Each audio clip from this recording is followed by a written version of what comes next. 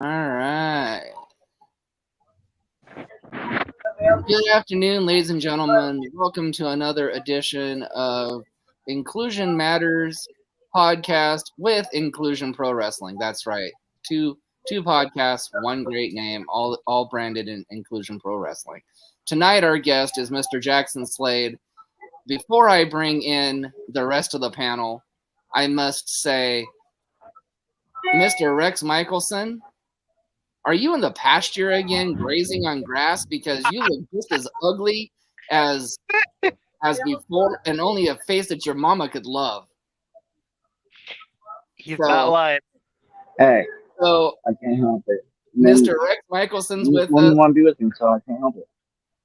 No. I am the heartbreaker. I'm every woman's dream. I'm the woman. I'm the man that every woman fascinates about, and I'm better than both of y'all, except for our guest, and you better know it.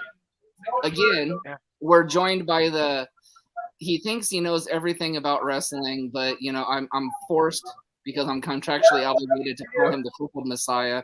But just in my opinion, he's no better than that little Orange Cassidy in AEW. And with that being said, Mr. Rex, if you can pull your head out of the pasture long enough, would you like to tell us a little bit about Mark Dykstra, and we'll do a moment of silence after you're done with your... Yeah, I can do that. God. I just found out from my mentor, the Hall of Famer himself, T-Rex, that one of the legends in Northwest, Mark Dykstra, passed away yesterday. And he was the one that I worked with. I helped set up the ring. Me and Nate's been there in Team PW. So, for the family, if you guys ever want to watch this, please do. Inclusion Pro Wrestling, Inclusion Matters Podcast, we're here for you. If you need anything, let us know. And I truly am saddened by your loss. Our hearts and prayers go out to you guys as of today.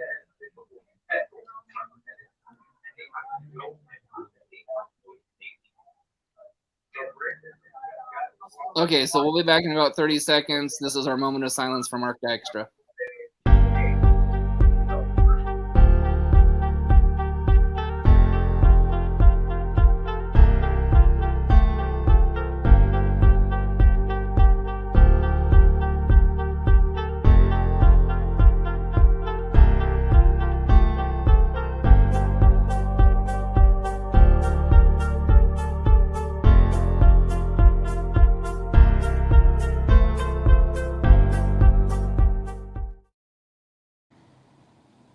Right, and now we're back. So, Jaxson, would you like to tell us a little bit about you, how long you've been in the wrestling business, and anything else you'd like the wrestling world to know about you? Sure. I've been around about 16 years now. Second generation. My dad in Whisper. Live out in the Tampa area, but I'm from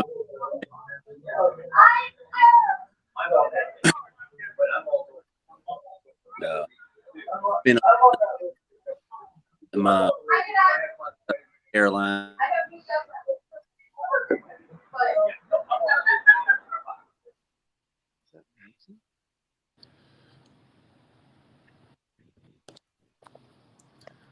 Anything else you'd like to know? Oh. Nope. So, Nathan, go ahead and start Messiah, I'm sorry. Start your questions. So who were your wrestling heroes growing up? Well, the obvious answer would have been my dad, because, like I said, second generation and all. But as I got older and dove off more into it, I'm more towards Eddie Guerrero's and Chris Benoit, as much as people don't like to mention his name, but I mean, it's the truth of the matter. Very nice. And my feeling on Chris Benoit is, yes, what happened, was a tragedy, but you can't take away what the man did in the wrestling business, and Uh, the impact that he made on the wrestling business. I feel the same exact way. So, Mr. Heartbreaker, do you have a question? Yeah, let's start with our famous top fives. Let's start with the top 5 male wrestlers of all time in your personal opinion. My personal opinion? Yes. See, that's a. Are we going by the draw? Are we going by the talent? Are we going by what's the criteria here? Whatever you feel, it's your Yep. it's your top 5. My top 5, okay. My top 5 would include Eddie Guerrero and Chris Benoit, Ric Flair, Hogan, and never been asked about a fifth one. Shawn Michaels. Very nice. Mr. Rex Michelson, do you have a question? Yes, I do. What was the best advice your trainer ever gave to you?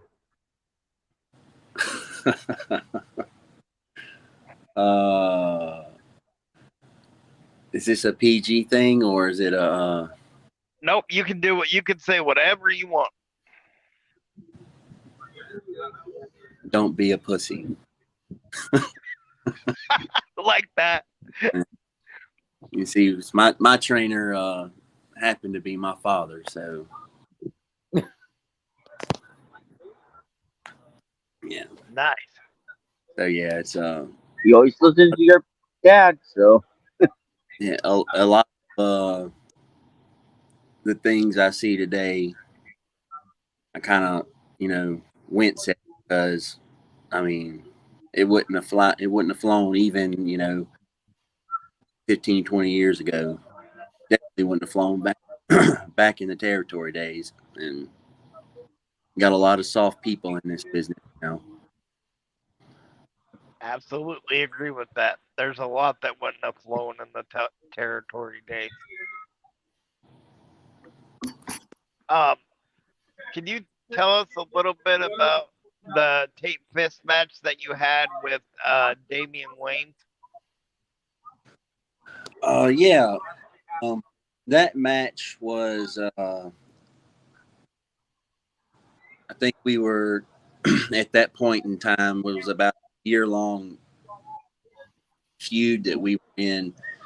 Crazy thing about it was a good guy thing. It was there was no villain, no hero type thing. We both being the good guy, for the sport of it, the competition and everything else. And we had the people there in Panama City invest a year, and it culminated up into a tape fist match, which I think originally was supposed to be a Iron Man 45-minute Iron Man match.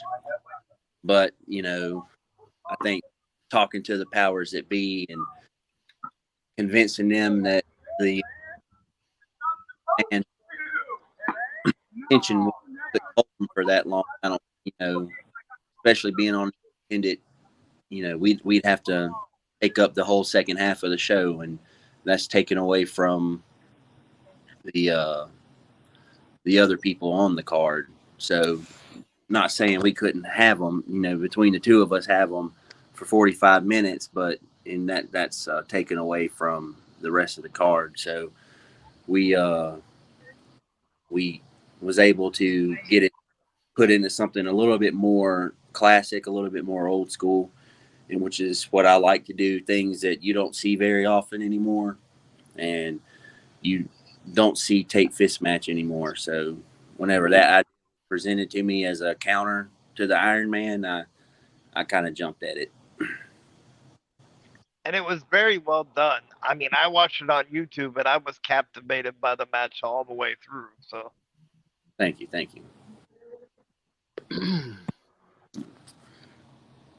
Okay, this is going to be kind of a two-part question. What are your thoughts of a new promotion? And what advice could you give to a newer promotion just starting up? My thoughts on a new promotion. I mean, if there's a market for it, go for it. My advice to the new promotion: use trained talent and don't be cheap. If you don't have the money to lose your ass a couple of times, then it's probably not for you, because you got a lot of promotions, if that's what you want to call them. They use barely trained people or people that are really cheap, which make it difficult for folks like me and other people that I'm associated with to get work, because we don't come cheap. right. All right, Rex.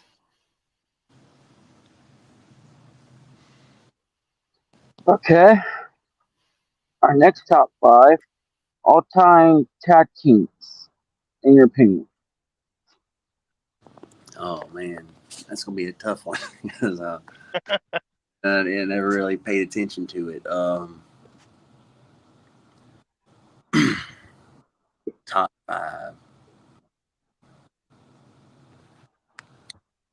Let's say Tully Blanchard and Arn Anderson. They're in there, and I feel like everybody, they want to throw the Road Warriors in there, which rightfully so. They were a pretty big deal back in their day. I'd have to, really throw the Usos in there as well, with them being brothers and everything like that. Longevity wise, I'd throw the New Day, Kofi, and what the hell's the other guy's name? Xavier. Xavier Woods. Yeah. For their longevity, they've been around. Usually everybody's used to everyone. They'll become a team and then they'll split up in a year or so. It hasn't happened with them, so it's pretty rare nowadays.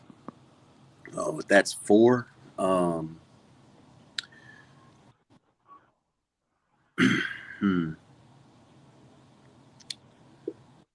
Fifth tag team.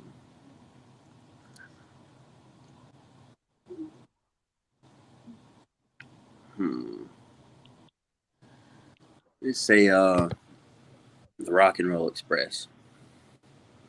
Ooh, good choice.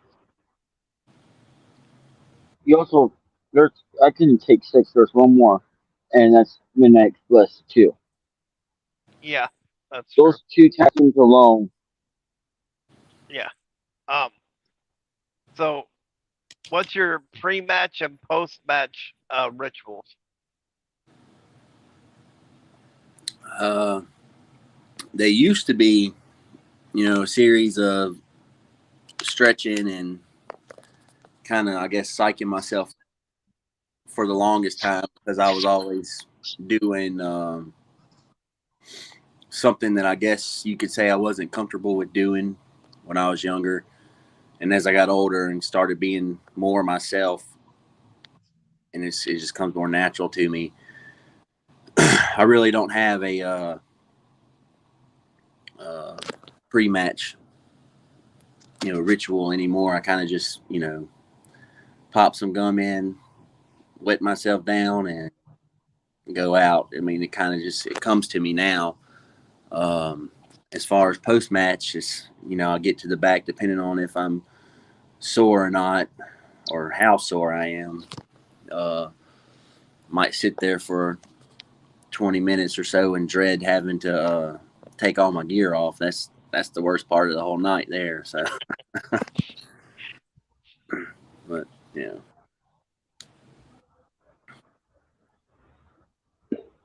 All right, Heartbreaker. Can't hear you. I said I'll spare him a top 5 question because I'm sure Rex is full of them. I mean, that's all he thinks about when he's out in that pasture is top 5 questions. So my question is, in your personal opinion, who's the best wrestler turned actor? The best wrestler turned actor. Well, I'd have to go with the obvious choice, and that'd be Dwayne Johnson because he's the one making the most money. So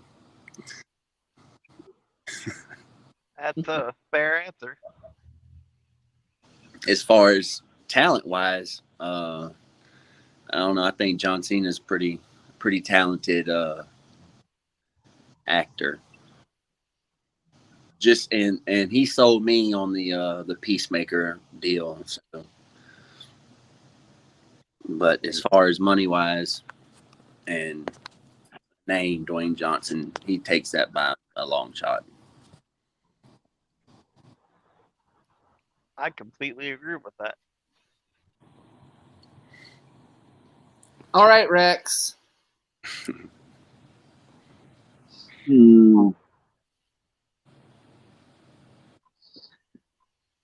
Oh boy. Okay.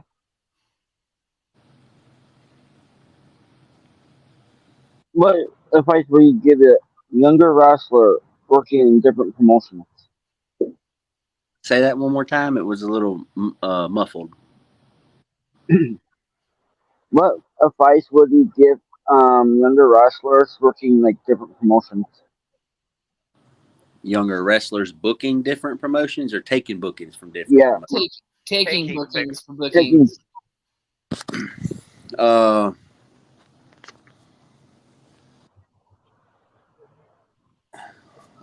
There's not really any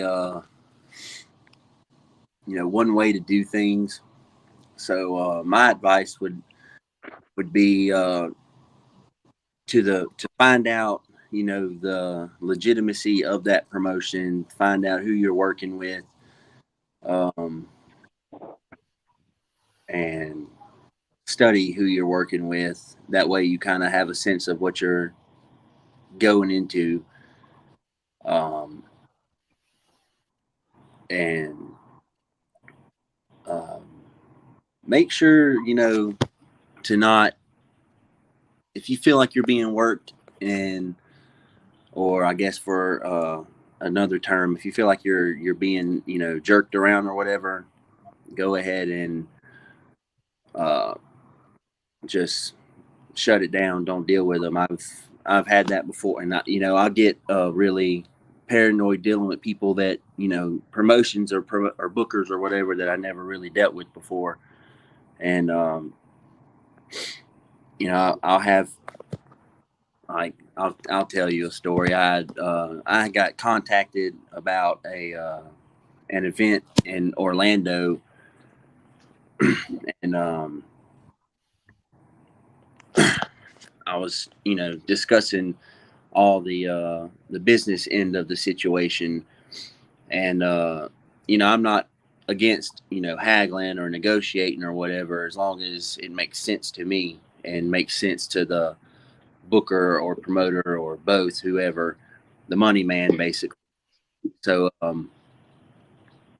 but this booker / promoter gave me his cap on what he wanted to pay all of his people, and I told him, I was like, well, I'm not coming out for that. It's cheap for me. And he went on to go and say, oh well, all the professionals are getting rooms and their gas taken care of, yada yada yada. And I was like, well, we're all professionals, so are you paying for every one of the boys' rooms and all their gas, or are you just talking about the names that are on the card?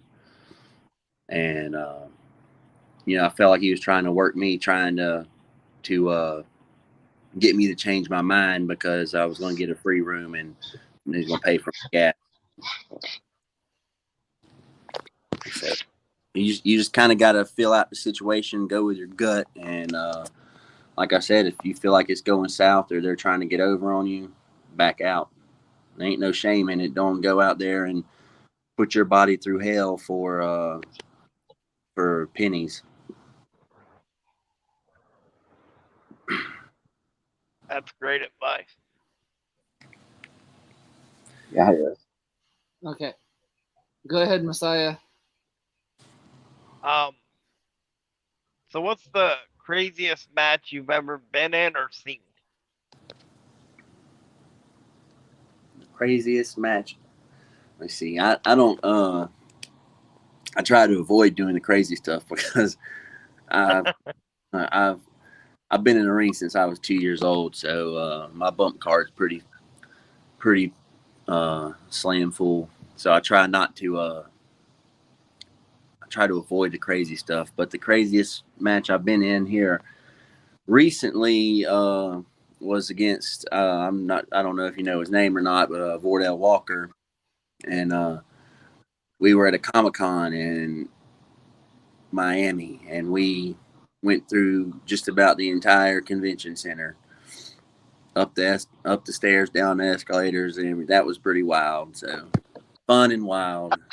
Oh wow. I'm getting mental pictures as you're describing that. Yeah, Same here. we got in Wow. trouble. Yeah,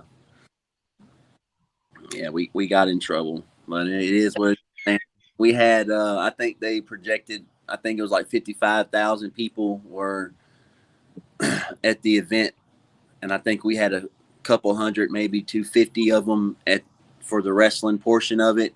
And as we got out of the where we were supposed to be, and we got into the lobby and all that, everybody started just funneling out from where they were, and they were watching. The entertainer in us, we just keep going and going and going until we got all the, kind of like you've seen like in the movies how schoolyard fight, and they have everybody circled, and they're just sitting there. Yeah, that's how it was. That we were circled by hundreds of people, maybe thousands, and Wow. yeah, it was fun. That had to have been wild. Yeah, yeah, trying to navigate through all them people and not hurt nobody. Exactly. Huh? Yeah. Okay. Yeah. All right. So let's go on let's go back to the top 5, I guess, and let's do top 5 managers of all time. Well, Bobby Heenan, Jim Cornette. I'd even throw Paul Heyman in there.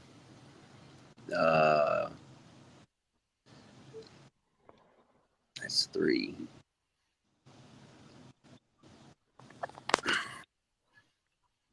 Trying to think.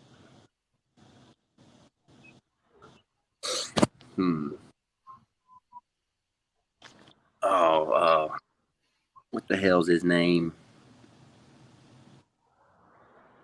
Dude who used to manage the Road Warriors. Paul Ellering. Paul Ellering. There you go. Percy Pringle or Paul Bearer, however you know him. That would be his top 5. Ooh. That's a great list. All right, Rex. I can tell you got your sunglasses on, so maybe you're done grazing. So grazing with a question.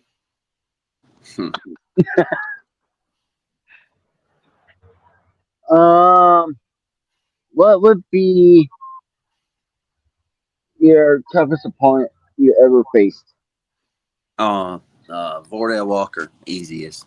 That's the easy answer. Nice. And for anyone that doesn't know who Vordell Walker is legit probably one of the toughest guys in the locker room. He's in, so, and there's a reason for that. I'm not going to spread his business.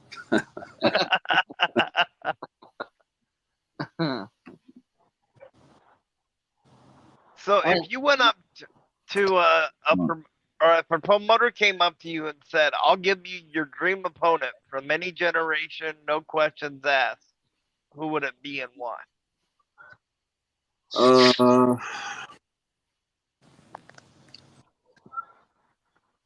My dream opponent, I actually would have 3 of them, and only one live, but he is retired. The first 2 would be Eddie Guerrero, Chris Benoit, and the third would be Triple H. Ooh. And that's I've been a big fan of his. Ever since I was a kid. And I'll throw a 4th one in there, and I'll say Randy Orton. I feel like he's most likely, arguably, one of the best wrestlers that's doing it today, and I feel like I could learn something being in there with him. I think you and Randy Orton would have one of those matches that people would talk about for a very long time. I appreciate that, man. I'd hope so. Hopefully, I'd learn something, that I could that'll stick with me. Absolutely. So this is normally a question the Messiah asks, but I've just got to see. Okay, we need you to put your Booker hat on, though. Okay, so we want you to book us a WrestleMania card. Oh, any promotion, any generation, any stars, including indies, 6 matches.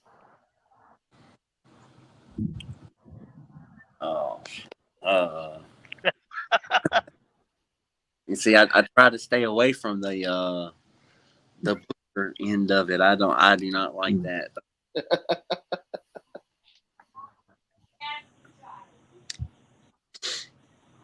All right.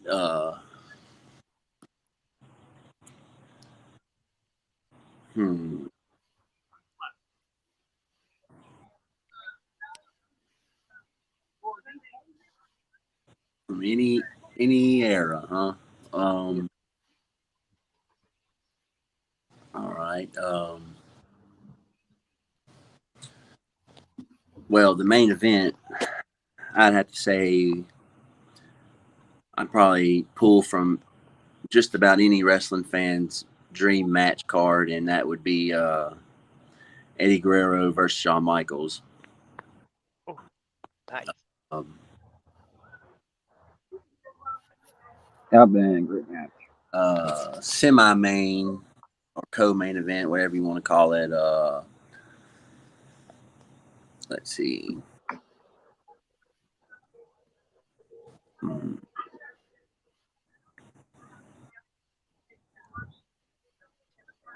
I'd have to throw in. I'd do a Damian Wayne versus Vordell Walker. I'm going to leave myself off of this list, by the way. I'm not going to put myself there because that's what a terrible booker does. They book themselves in the card. So, so you got Michaels and Guerrero for main, Walker and Wayne for the semi. For the women's, I do Rhea Ripley and I'd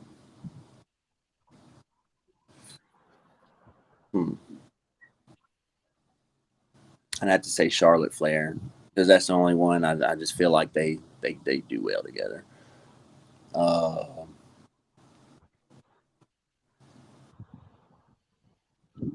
Sports match. Chris Benoit and William Regal. And if y'all haven't seen the match I'm thinking of, y'all would understand why. I have seen that match. And well, why? I'd have a Flair and Hogan in their prime. But, people would argue and say that should be the main event. But I don't know. I think you know, being able to, I think nobody would top Mike Guerrero for a main event. So we got one more. Okay, one more. One more would be I'd book my dad and New Jack. And Oh, that's because that's okay. both their styles. And my dad, I guess you could say that's someone maybe he kind of idolized, and he used him one time right as I think he was either he retired the first time or something. I don't know the whole story behind it, but he came in and that was kind of dad's thing there to see who could take the top. And so yeah, New Jack and my dad. That'd be the hardcore portion of the show. Yes, it would be. Um, so top 5 male wrestlers in your opinion, or indie male wrestlers. Sorry. Indy, you got Vordell Walker, Damian Wayne, uh, Barrett Brown, Steve Anthony, and I mean I could give you a list, but you want 5. Uh, say John Saxon, and 2 of those are retired now, being Steve Anthony and John Saxon. But like I said, I can give you more. That's just off the top of the dome. Gotcha. All right, Heartbreaker. All right. Well, you did the top 5 indie male. Let's do the top 5 indie female. It's only fair. You got to give the women the love too. That's true. Yeah. I'm gonna be completely honest with you. I don't pay attention to a lot of the females on the indie scene, and it's there's a few that stand, but I don't think I can give you 5. Okay. And that's just because I don't find the believability in a lot of the things they do, and you know, once I don't see believability, it kind of kill it for me. So Very true.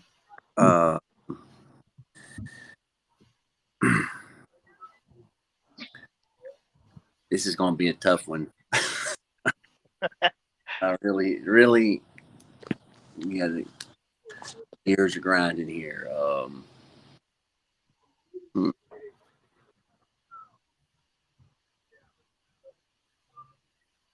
I'd have to say there's a girl down here in Florida. She goes by La Brava Escobar. She's really good.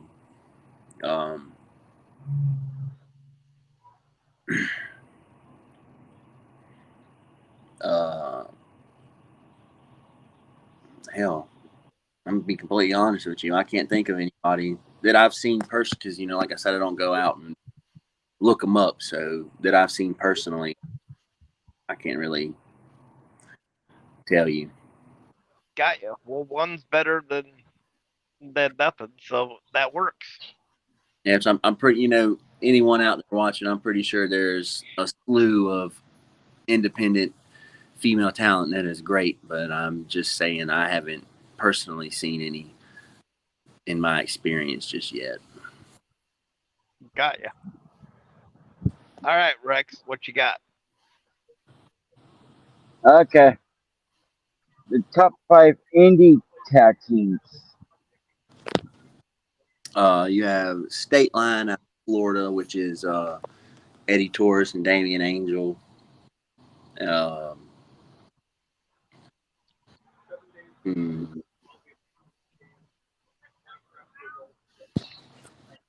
There's another promotion in the Mississippi, Louisiana, Arkansas area. They run that whole area. They, I believe they're called Southern Ability. but it's Rob Love, Nightmare Jeremiah, and Angel Camacho, and there's one more. They just added somebody. I don't remember his name. And man, top 5. Nothing like asking the top 5 makes you realize how much you don't get out there anymore.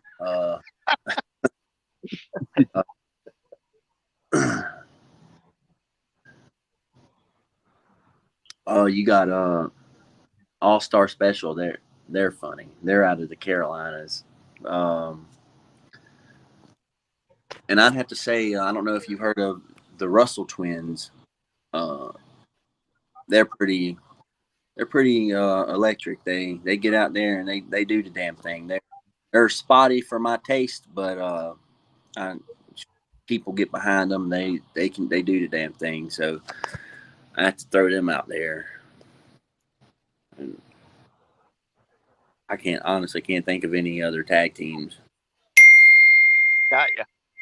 Well, that was tremendous because, he just mentioned All-Star Special. I think we've got every brand of them coming on here later on in either August or September, don't we, Mr.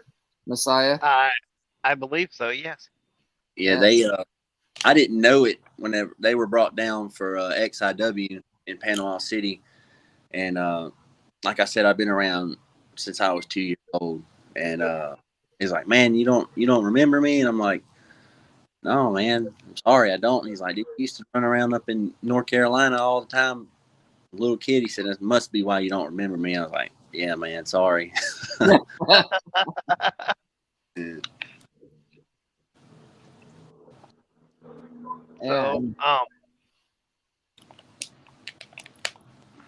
let's see.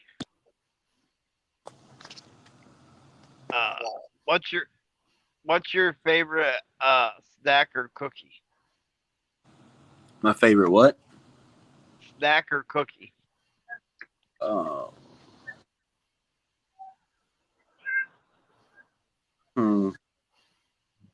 mean, I'm a sucker for ice cream. I try not to. I'll eat the whole thing in one sitting, but yeah, I like ice cream. I got some fruit popsicles that are supposed to be good for you. I don't know how good they are in the amount that I eat. So anything is bad for you if you eat too much of it. But yeah, these ice cream, fruit popsicles, or fruit in general, something like that. Don't like bakery treats. I have to, cake or whatever. I have to be, I guess, in that kind of mood to want to eat cake or brownies or cookies or anything like that.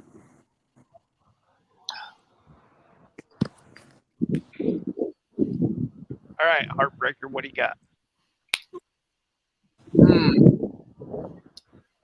Well, I'm interested in his move set, per se, more so his finisher. So how'd your finisher come to be?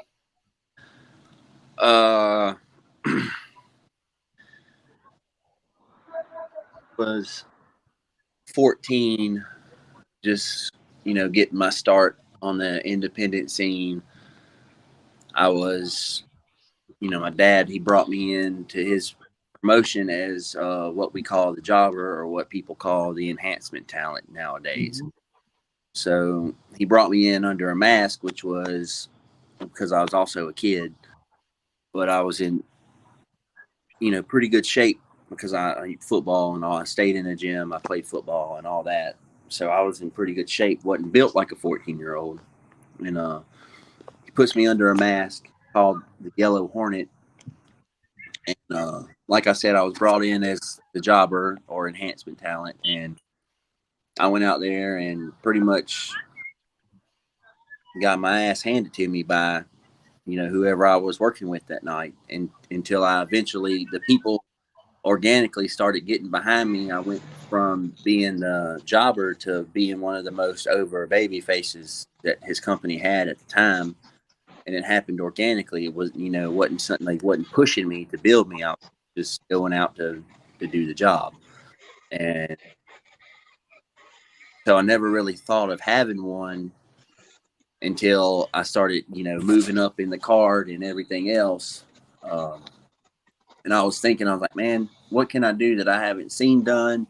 Or, I couldn't get lucky like my dad, where his finish happened, slip up, and, so now that's what he does, or that's what he did. I was thinking about something I haven't seen in a long time, and Test used to do it. I think he called it the Test Drive, which is now Cody Rhodes does it, which he calls it the Crossroads, whatever. I think Damian Priest even was doing it at one point in time until Cody Rhodes came back to the Fed, and so that's basically how it came to be. I just looking for something that looked cool, and I haven't seen nobody do in a while, and so I've been using it ever since I was 14 years old. Wow. Wow. Still don't have a name for it.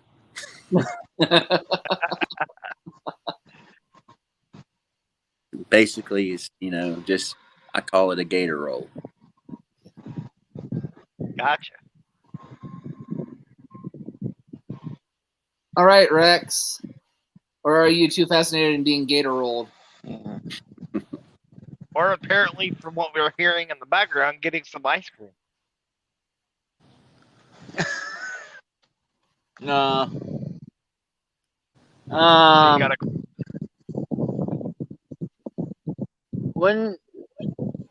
How's it working different with the mask and without a mask? I actually had this conversation not too long ago. Whenever I did it when I was working with on it, I think it hindered me a little bit as I got older, and then I lost the mask or decided to not wear it anymore, because with that mask on, you still have a layer of protection. No one knows what you look like, and so as I got older and a lot bigger than what I was, I could no longer do that type of style safely, at least in my opinion. And so I'm moving on up to the heavyweight rank, and I come out of the mask. Or actually, I kind of went back or I transitioned into another mask character, which would be called the Professional, which is a throwback to the Wrestling Pro, which was Percy Pringle or Paul Bearer. That was his favorite wrestler growing up. And whenever my dad was working for him, he put that character on Dad, and it was all white, kind of like a Mr. Wrestling 2 mask, but it was all white, and Right. the white singlet, white boots, everything. And I was completely enamored by that character that my dad was portraying, because for one, it was the first time I watched him actually go out and wrestle and not do hardcore. And it stuck out to me. So I always told myself, if I ever get big enough, I want to do that. So that's what I did. So I kind of went from the jobber character, then I went to the heavyweight American masked wrestler, and then that was getting ready to run its course. So I came out of the mask, and let me tell you, man, it's a culture shock, I guess would be the best way to put it for me. Because now you're going out there every night, and everyone, they see your face. I can't, go out there with the mask on, and then after I'm done, I couldn't go walk through the crowd or walk, around to the concessions to grab a water or whatever, something to snack on, because people are going to know who I am immediately. And then plus, I guess everybody's got that, what if I mess up, and then everyone's going to know it's me messing up. It took me a long time to get out of that train of thought, and I'm glad I did. So I think the mask pretty much hindered a lot of things. Very interesting. So, you said you were like 14 when you started.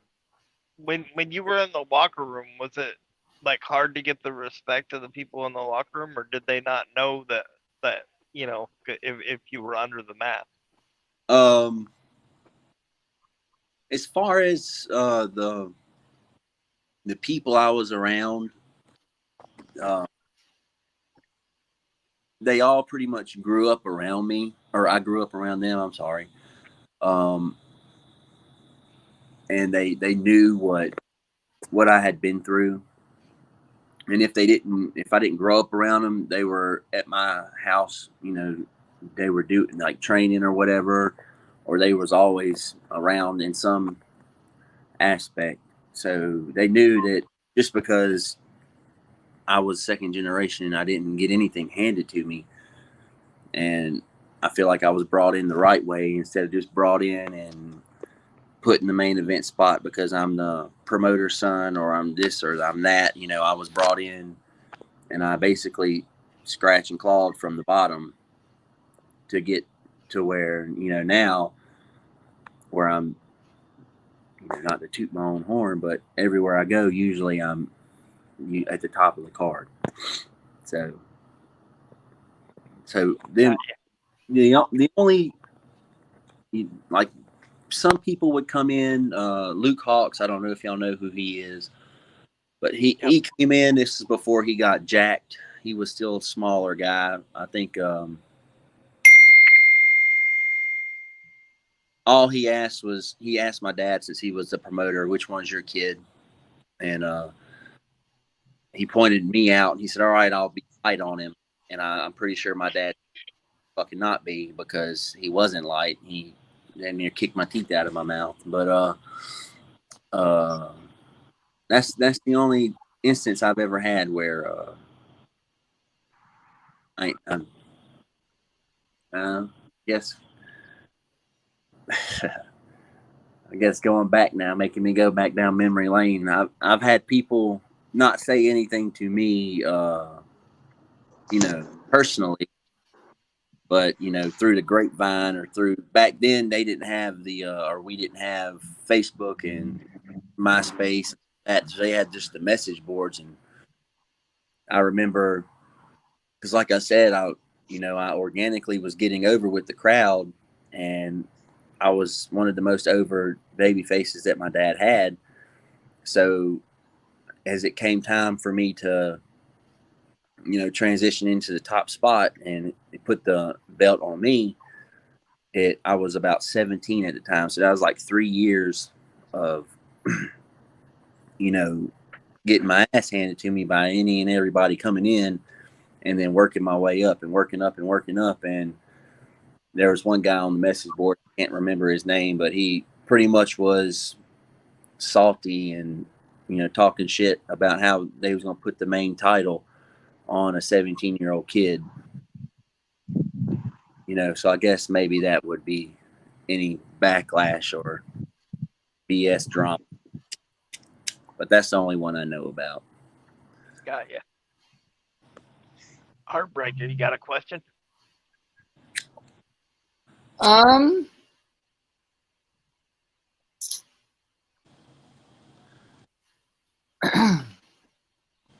Where can we find you on social media? I have my Facebook and I have Instagram, and I have my YouTube channel. Those are the only. Is YouTube considered a social media? Yep. Okay. Yep. All right. Well, yeah. I think that goes to show you, man, I'm a low tech redneck in a high tech world. So, the fact that I'm even on here is a merit to me. So, yeah. Because last time the podcast, and I think they had the same setup y'all have. They had to send it to me in some kind of special link. I don't know, because it wasn't working for me. So, yeah, I'm not very intelligent when it comes to all this internet and computer stuff. unfortunately, because that seems to be where the business is going now. It's not about your talent; it's how many viewers or followers can you bring. When really, I don't think that should matter to the independent scene, because if you got followers all the way, say you're based out of Tennessee, you got followers all the way in Washington State, they're not going to come to your show in Tennessee. So it is what it is. That's a very valid point. And I can honestly Yes, tell it you is. from some of the other guests we've had on here, you're doing amazing for somebody that thinks you can't do technology. So I appreciate it, man. I'm trying.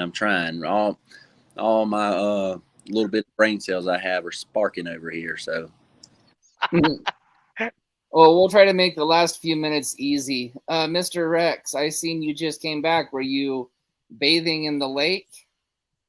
Or are well, he you does look like he's got some hairs out of place. or are you actually going to stay on this podcast and ask our guest a question?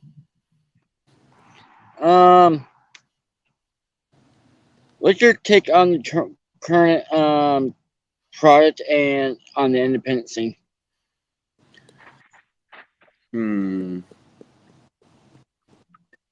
the independent scene is just riddled with garbage, for a lack of a better term. You have a good amount of people that I'd say some are better than the people that are signed. That's very true. They'll never get. They're either aged out or whatever the case may be. They're just get their day in the light. So I don't watch AEW because to me it kind of has. And this is just my opinion. Everybody has one. To me, it kind of has WCW vibes. I didn't like WC. Even when I was a kid, I didn't like WCW because that's whenever they were around. When I was a kid, I didn't like it.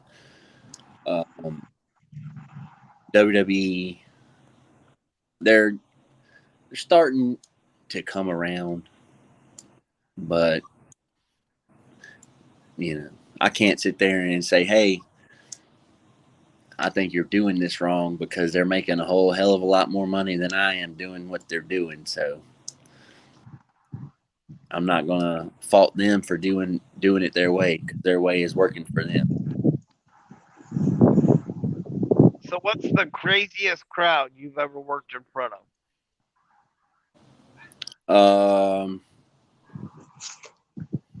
I'd have to say I didn't work it out. I mean, earlier in the night, but going back to whenever my dad booked New Jack to come to his show, and how in ECW they would throw all whenever New Jack down there, because we were in Mississippi at the time. My uncle is in. New Jack came in and they started throwing, like 500 chairs were in the ring, and which I guess if you're used to it, it's not crazy. But what made it crazy was somebody, they called the police and riot squad showed up because they thought we were having a riot in the building, which it was a kind of like a fairgrounds pavilion, so it wasn't like have 4 walls or anything like that. We was under a pavilion with bleachers and whatnot. So in the video somewhere out there in the YouTube world, it's you can see the cops coming up. Everything that was it was cool. So I'd have to say that cool. And I mean, you got the people in Panama City now. They got a bloodlust as well. So that's pretty fun. Houma, Louisiana, they want to see 2 guys go out there and fight. And they like their wrestling, but they want to see you go out there and fight. And I give it to them for that. So they're pretty rowdy over there too. If you give it to them the right way, they're pretty rowdy. Got you. All right, Heartbreaker, you want to ask your last, or what I'm assuming would be your last question? Let's see here.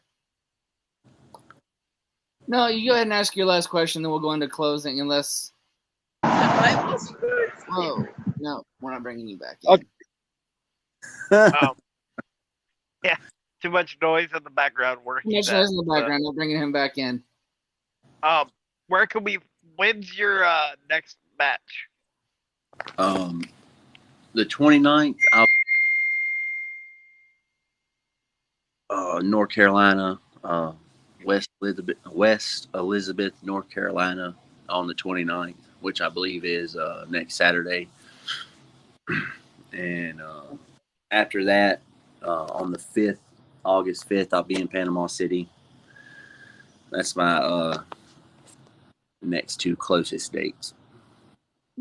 Got ya. So you work the Florida scene then. Do you work for WXW by chance? People, they ask me that all the time since I'm in Tampa, and they're like, man, it's a hotbed for it down there. And since I've been down here for going on 4 years, I have not worked a single promotion down here. Not for mine, but once I give my price, they're used to, people that'll come in and do it for the proverbial. Why are they going to bring anybody, an outsider in whenever they can bring Ronnie from up the road? They'll do it for, super cheap. Because I've reached out to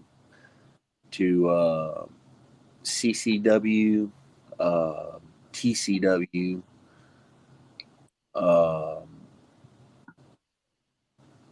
and other ABC wrestling promotions. I think of their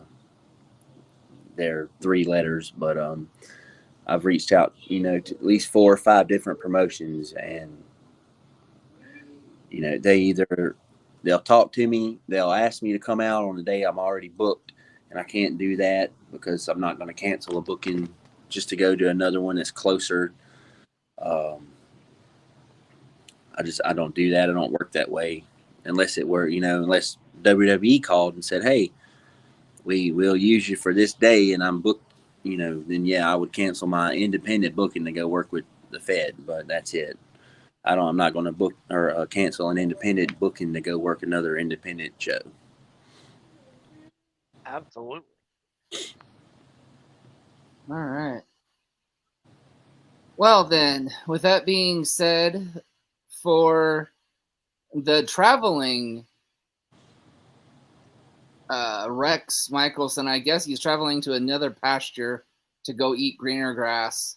For the crippled Messiah, or a petting zoo. For the crippled Messiah, for myself, again, Jaxson, thank you very much for joining us tonight. It was a pleasure. Thank you for having me. You can catch us again tonight and tomorrow, Monday and Tuesday this week. We're off. Yep. Wednesday is a rare day off for us. Yes, we normally work 7 days a week on this podcast, but we have to go out and enjoy ourselves sometimes too. So Wednesday is a rare off day for us. Until then, we want to thank you again. And Nathan, why don't you take us out with the sponsors? So our first sponsor is the CARE program, which stands for Community Action Reaching Everybody. And you can find the lady that's in charge of that on Facebook, and it's Becky Bernhardt. And Bruce Nichols Painting for all your painting, pressure washing, and lead removal needs. And you can find him on Angie. And Alfalfa is another proud sponsor for us because we have to feed Mr. Rex Michelson. So until next time, guys, we'll see you next time. See you later. Thank you.